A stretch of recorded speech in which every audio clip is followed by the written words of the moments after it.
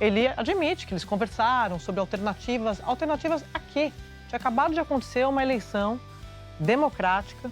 Quando o Bolsonaro se reúne com ministros militares e aí depois teria as consequências, isso não é um ato de execução? Você não pode formular uma acusação, uma imputação dessa gravidade com tantas elucubrações, com tantos possivelmente. Mauro Cid foi coagido a confessar um crime que não existiu e acusar inocentes. Que coisa mais absurda! A mídia de aluguel, que presta o desserviço de ser a assessoria de imprensa do regime PT/STF, entrevistou o advogado de Jair Bolsonaro. Nessa entrevista, você se depara com militantes travestidos de jornalistas que tomam lado explicitamente nesse inquérito do 8 de janeiro. O que temos visto até aqui são narrativas e zero provas. Meu nome é Jander Pires, fica comigo até o final desse vídeo para você entender mais um capítulo triste da história que está sendo escrita no Brasil. O próprio ex-presidente Bolsonaro, durante o interrogatório, o senhor estava ali acompanhando ao lado do Dr. Celso Vilardi, a gente transmitiu aqui ao vivo, ele admite que eles conversaram sobre alternativas. Alternativas a quê? Tinha acabado de acontecer uma eleição democrática, perdeu a eleição. Não, ele até diz, eu não ia entregar a faixa porque seria uma vaia. Quer dizer, está tudo ali. E 2 meses depois, eles tiveram reuniões e reuniões e reuniões, segundo o ex-presidente confirma isso em juízo, para discutir alternativas. Ele viu ali a minuta. Mas minuta do quê? Ele fala de estado de sítio, como prevê a Constituição, em situações que não estavam postas. Então, assim, o que era aquilo? Era uma reunião de amigos para discutir, se não uma tentativa de golpe de Estado? Veja, André, então você já está, de uma certa forma, ratificando o que eu estou dizendo. Nós Vamos lá. Nós estamos discordando, doutor. Vamos lá, vou explicar isso aqui. Primeiro eu vou falar um pouquinho sobre essa questão aqui das medidas que foram estudadas. Veja, você diante de uma situação jurídica, evidentemente você pode submetê-la ao crivo de diversas opiniões e obtemperar com algumas circunstâncias ou remédios que possam ou não caber.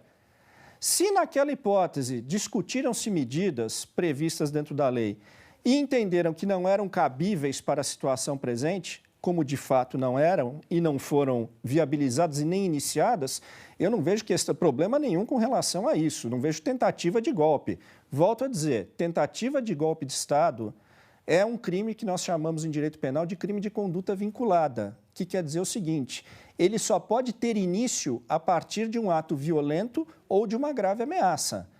Conversas, mas o que ele queria? O que o cliente disse que queria com aquelas conversas?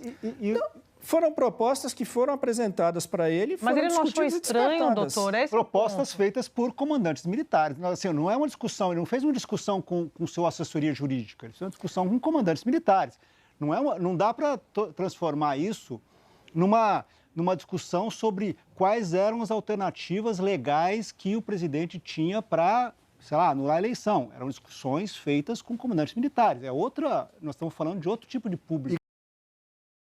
Você pode notar que os militantes ficam ouriçados e fazem juízo de valor em cima do advogado do nosso presidente. De todos os presentes nesse debate, o único especialista é o Dr. Paulo Bueno, que é o advogado. O restante são petistas de pompom que ficam fazendo torcida ao invés de jornalismo. Mas calma que piora, o vassalo da Globo News, Otávio Guedes, faz uma insinuação bizarra e tomou uma aula grátis de direito. Espero agora que ele tenha tomado um pouco de vergonha na cara e aprendido a lição. Assista! Doutor Paulo, o senhor diz, a sua tese é de que houve mera cogitação, né? Cogitação não é crime. Eu reclamei, o Alexandre de Moraes não foi justo, eu não mostrei a foto do Lula com ditadores, perdi por isso. Cogitação. O que a gente pode fazer? Cogitação. A denúncia é de que houve o início da execução. Quando você tem um ato que inicia a execução, aí tem crime, aí tem tentativa.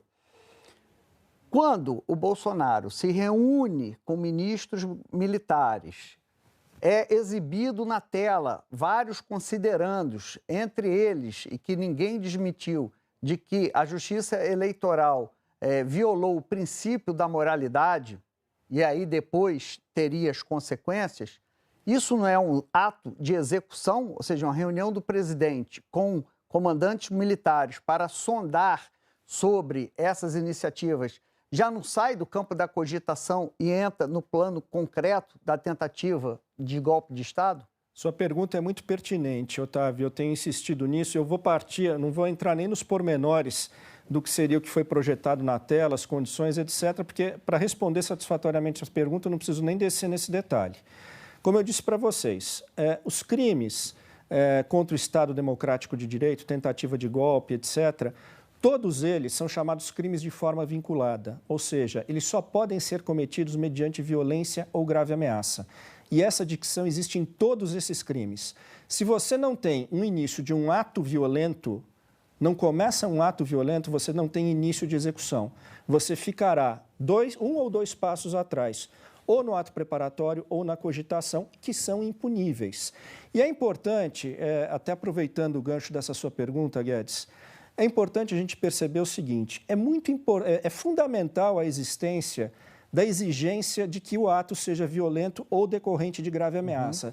Se você subtrair da redação desses artigos esta exigência, você vai ter simplesmente um artigo que vai dizer assim, tentar derrubar o Estado Democrático de Direito, atentar contra as instituições. Aí você vai ter um tipo penal perigosíssimo, historicamente, politicamente muito perigoso. Por quê? De tão aberto, por não definir o que seria uma conduta minimamente atentatória ao Estado Democrático de Direito, você vai poder colocar debaixo desse tipo penal qualquer coisa. Você vai poder, por exemplo, dizer que quem estava na rua protestando pelo impeachment da presidente Dilma ou do presidente Collor estaria atentando contra o Estado Democrático de Direito, ainda que fazendo isso pacificamente. Então, é fundamental respeitar essa exigência. Senão, a norma penal vai acabar virando uma arma política. Ok, então onde está a violência e a grave ameaça? Segundo a Procuradoria-Geral da República, está no dia 8 de janeiro. E ela atribui a Bolsonaro as consequências, essa consequência da violência e da grave ameaça, o 8 de janeiro. Ela diz que Bolsonaro começa numa live a construir uma narrativa falsa de que as urnas eletrônicas não são confiáveis e, a partir daí, uma série de eventos, passa pela reunião de comandante, passa pela recusa de passar a faixa, de dizer esperem 48 horas, é o povo que decide o destino das Forças Armadas, e atribui a Bolsonaro as consequências da grave ameaça e da violência. Não está no 8 de janeiro? É isso que se tentou fazer ao longo do inquérito, né? Esse inquérito, o relatório final do inquérito, onde indiciou o presidente Bolsonaro e todos os demais hoje réus, ele tentou, ao longo de 2 anos de investigação, conectar o presidente Bolsonaro ao 8 de janeiro. E não conseguiu, não o fez. Você não encontra um único elemento ligando o presidente Bolsonaro aos atos do 8 de janeiro. Você não tem ele falando com manifestantes, você não tem a ida dele em acampamentos, nada, nenhuma conexão. Tanto que o relatório da polícia não fez essa conexão porque não conseguiu. Quando o inquérito encerrado vai para a Procuradoria-Geral da República, muito provavelmente a equipe verificou e falou, olha, se a gente não conectar Bolsonaro a 8 de janeiro, não tem como formular essa denúncia, justamente por conta da dicção legal que exige a violência ou a grave ameaça como início de execução. Olha, o relatório da Polícia Federal, na verdade, e também a sua subsequente denúncia pela PGR, me parece uma grande narrativa que não consegue conectar pontos. Tenta, sustenta, mas não consegue. Eu até já falei isso algumas vezes aqui, né? A Polícia Federal, ao longo do seu relatório, usa o advérbio de dúvida, possivelmente por 96 vezes. Quer dizer, você não pode formular uma acusação, uma imputação dessa gravidade com tantas elucubrações, com tantos possivelmente. Os militantes da Globo irão insistir, irão rebater a tese de um advogado, mas tudo isso é por desespero, por dinheiro e sobrevivência. Eles sabem que se Bolsonaro concorrer às eleições, ele vai ganhar e que se o chicote mudar de mão, todo esse sistema podre e carcomido, inclusive a Rede Globo, eles irão cair, pois STF, PT e velha imprensa estão abraçados nesse golpe de tomar o Brasil de assalto. No vídeo a seguir, você verá o advogado Jeffrey Schichini relatando a farsa desse processo com as confissões de Mauro Cid, que é o pilar frágil desse inquérito. Confira. Gente, bomba, bomba, bomba. Quem lembra daquela pergunta que o advogado do Bolsonaro fez pro Mauro Cid? Se ele estaria usando rede social da esposa dele. E o Mauro Cid respondeu que não lembrava. O advogado insistiu. Qual o nome da sua esposa?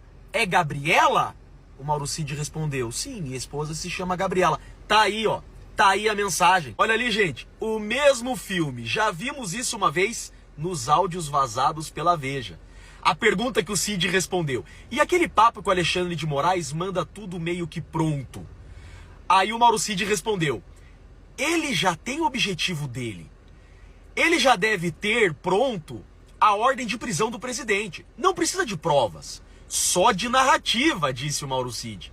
E quando falam de provas, metem os pés pelas mãos. Como foi com o Felipe Martins, que não viajou para os Estados Unidos. Vejam isso, gente. Mensagens do Mauro Cid com alguém, não sabemos quem, ainda, dizendo que já está tudo pronto, inclusive o mandado de prisão do presidente.